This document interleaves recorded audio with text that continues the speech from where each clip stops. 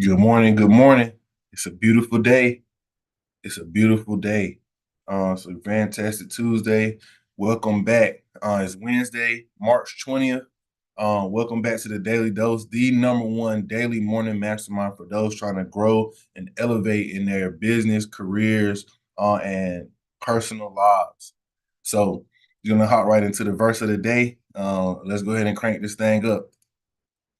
James chapter 1, verses 2 through 6. Consider it pure joy, my brothers and sisters, whenever you face trials of many kinds, because you know that the testing of your faith produces perseverance. Let perseverance finish its work so that you may be mature and complete, not lacking anything. If any of you lacks wisdom, you should ask God, who gives generously to all without finding fault, and it will be given to you. But when you ask, you must believe and not doubt, because the one who doubts is like a wave of the sea, blown and tossed by the wind. So I want to talk about that last part today as it pertains to the verse. We got to understand when we asking God for something, we got to believe it. If we don't believe that it's going to happen, then it's not. And that's how faith is. That's how faith works, right? That's the main component of faith. That's the main component of getting things done, is to understand that we have to believe what is actually that what we're praying for is gonna actually happen. We got to see it, we got to visualize it, and we got to know that is we got to believe it in our soul, our mind, in our hearts. Because we do doubt, like I said, it's not like the verse said, not like I said, like the verse said, it's not gonna happen. Right? You like to see blown to talk by the wind, like you over here, you over there. You just don't know what's gonna happen. But you gotta ask. And it says not really for what you pray for. It literally says wisdom. So it says if you lack wisdom, you should ask God, who gives generous to all. So if you want wisdom, God said he'll give it to you generously, but you got to believe that you're going to get the wisdom that you ask for. And that's the main thing. So that's the verse of the day. Just make sure that you are asking for wisdom. That's the number one thing we can ask for in the first place, because there's so many things that happen in life. We don't know how to navigate that without the wisdom from God.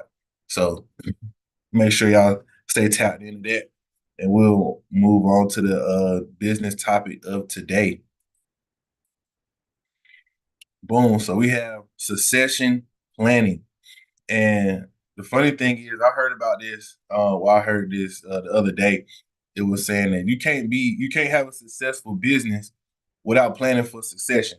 And it's crazy because the word success is in this thing. So that's just a little funny part. So succession, first of all, that's transitioning your business from you owning it um, to somebody else owning it, or you passing it down in your family, however the case may be. Just basically you getting out of the control part of the business. So step number one is hire an estate planning attorney, right? You want to make sure that you have an attorney to help you walk through this process. And that's going to help maximize everything. Then you want to identify the succession vehicle or exit strategy. So that's going to be if you are uh, your succession vehicle is, so are you going to put it in a trust? Are you going to just leave it in the will? Are you just going to transfer ownership like through whatever kind of document? What's your exit strategy going to be? Are you going to sell the company? Are you going to pass on shares? Are you going to take the company public with the IPO? You want to identify what your succession vehicle is going to be, and also, like I said, the exit strategy that you will take. Then you want to identify the leaders of the company and the future leaders. So besides yourself, who is in charge of the company, right? Who is making the decisions that need to be made in order to move the company forward? That's super important. Then you want to ensure that your knowledge transfer is set up correctly. So we talked a lot about scaling, how to scale, why it's important to document all of your processes, but we want to make sure that we are setting up the knowledge transfer. So sometimes you have people in your company who they've been working in your company for a long time and they know all the information. We want to make sure we get that information from those people and we get that out of their head. So that can be in writing, and that the knowledge transfer of everybody who's leaving, including yourself, will have the knowledge that they need to keep the company moving forward. Um, the next one is going to be invest in succession technology. So there's software that can help you set this up to run seamlessly, to run smoothly, and to be able to go ahead and transition your whole company to do that. And you want to start your company with the end in mind. You got to. You just got to, because otherwise you'll just be out here operating aimlessly. You won't have no really goal for the business. You can have goals, but you gotta understand that you should be building a business that's gonna be living longer than you. So you got to plan for that from the jump. Um, Especially I feel like, saying when you have kids and all of that, you gotta be planning for stuff to get passed out. Or for them to be able to benefit off of your work, maybe either directly or indirectly. And then the last thing I put out here is trust. I talked about a little bit earlier, but trusts are super. They are a super succession vehicle that a lot of people use because they offer privacy and confidentiality. They also assist with tax planning. When you put stuff in the trust, some stuff, like stuff is just taxed differently, right? And I'm gonna have another episode just going really into detail with trust, because the lower class and middle class don't really get taught about trust. We get taught about wills, which is important. We should have a will, at least we should have a will set up. But trust take that thing to a higher level. And there's a lot of stuff that goes into the trust. You can get really, really specific. Like I said, well, it's also asset protection. If you get sued, you have something in the trust. It's its own entity. It can't, like, nobody will be able to take that. And then it's also for specifically, like I said, delegating ownership transfer. And it allows for family cohesiveness. Every single thing is written down and thought about in a trust. Like, uh, like your son can't take this role into the business until he turns this age. If he didn't make these grades in high school, or if he didn't graduate with this with a degree in college, he can't do X, Y, and Z. It's like really specific rules that you can put in place. The owner of the company has to have whatever knowledge. They have to have at least this much saved up on their own before they can run the company. Like, there's so many different rules that you can put in the trust, and the purpose of that is this stuff is talked about in depth before anybody hopefully passes away, right? Or before the ownership transfer takes place. So these are the main key steps in succession planning. Want to make sure that we are setting ourselves up for success and beyond us being able to operate our business ourselves, right? Super important. Next, for our self development, I want to talk. I talked a little bit about it yesterday, but I wanted to dive a little bit deeper in it because it's something that I'm currently working on a lot, and that's living in the present, right? We want to, first of all, understand the concept of our presence, become aware of your thoughts and emotions in the moment, right? It's super important to understand. Like, you ever heard of like somebody saying like you walk in the room and or somebody walked in the room, you could just automatically feel their presence, right? That's how you want to be, right? That's how you want to be. You don't want to just come and like going somewhere and people don't even notice you. When you're operating when you understand your presence, you make a big impact without even saying anything, right? You are there, you're aware of yourself, and then you're so aware that other people are aware, right? It's just how you conduct yourself, and that's how you are. So you want to make sure that you understand like how strategic it is to be present and understand the concept of it. The next one is to identify your ego, which is a super hard thing to do. probably spent our whole lives trying to do this, but identifying the ego and understanding that our ego gives us a false sense of who we are, a false sense of self, because our ego identifies with external things. That could be material things, that could be social status, that could be our job title, that could be, how much money we have. Our ego identifies with all like how our body looks. That's our ego identifies with all of these things that are external. And the goal is to try to transcend our ego and to really get a true understanding of ourselves and who we are beyond any of those external things. That's the most important part. And then the next is the power of being present.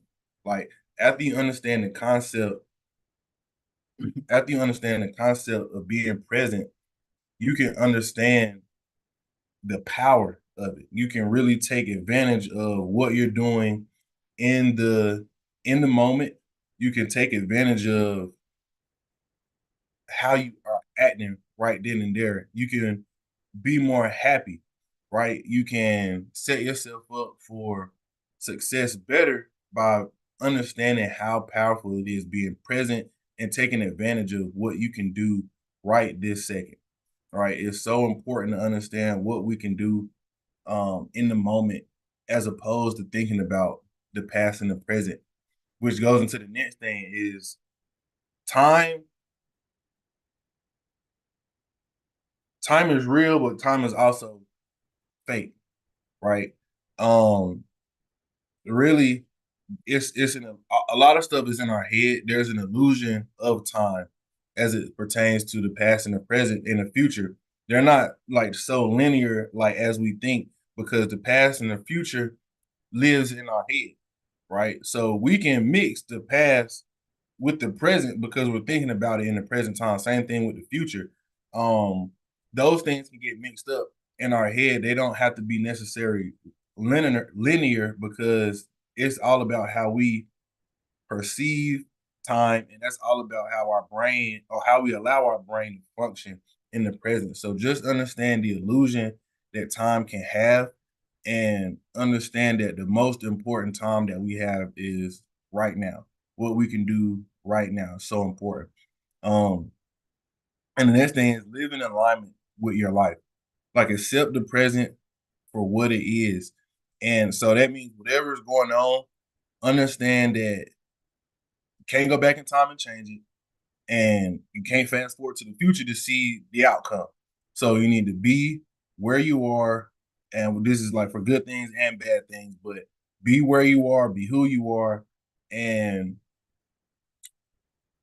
do what you can do in the present moment to change the current circumstances. If you need to change it, if you don't need to change it, just be there and be in alignment with whatever the situation is, right? Understand who you are and also understand who you are meant to be in all situations. Um, it's so important to live in alignment, right? Because you can easily, especially in today's time with social media, you can easily get out of alignment with your life. You can easily get out of alignment with what you're supposed to be and who you are, who you're meant to be, because there's so many different influences out there. So that's just more, just diving deeper into living present as we build up ourselves and become better. Anybody want to say anything as it pertains to that?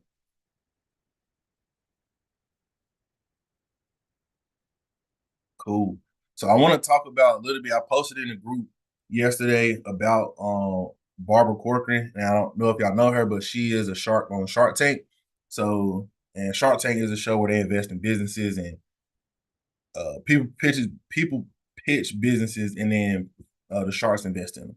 Right. So she recently went on the Earning Leisure podcast, and I got to say at the bottom, but she invested $50,000 into a business for a third of ownership into the business, and then made 468 million. So that is that is one of the best investments first that I ever heard of. But people are doing this all the time actually, right? They're investing in companies, and if y'all didn't know, business is the number one investment on earth. It's better than stocks. It's better than real estate. It's better than crypto. It's better than alternative anything alternative investment. Business is the number one investment because you have a human that's taking action to push it out, and somebody can directly drive it. Right? Yeah, stocks is kind of invested in business, but it's on the latter portion. When you can invest in business, it can be so lucrative, like I have up here, because you're also an owner. You can either advise that business, you can either just sit back and just funding them the money. Right. There was, if you know, Gary Vee has a story as well. He invested in Snapchat, he invested in Twitter, and Facebook before they IPO'd. Right. So he was a what you call a angel investor. Right. But also on a small scale, before we get into that, $50,000 is not a lot of money. Right.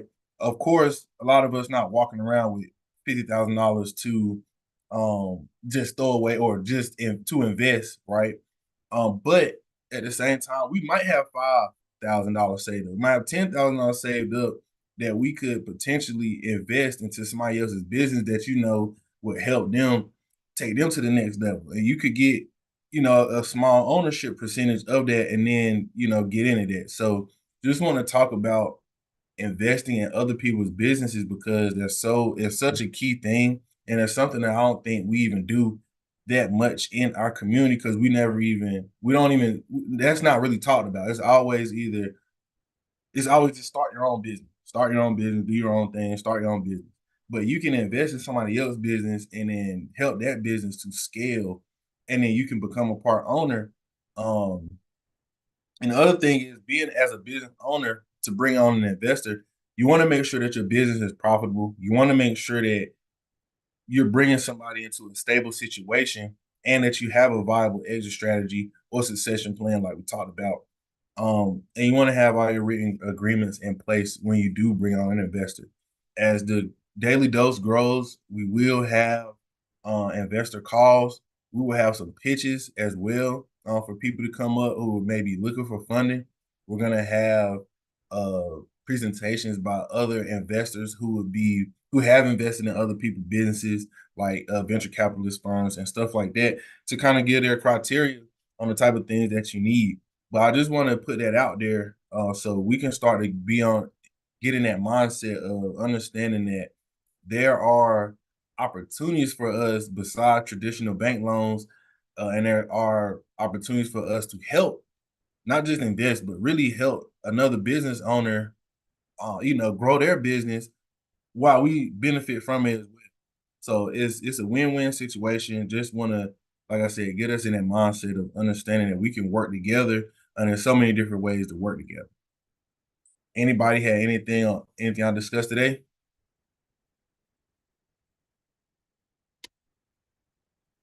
Cool.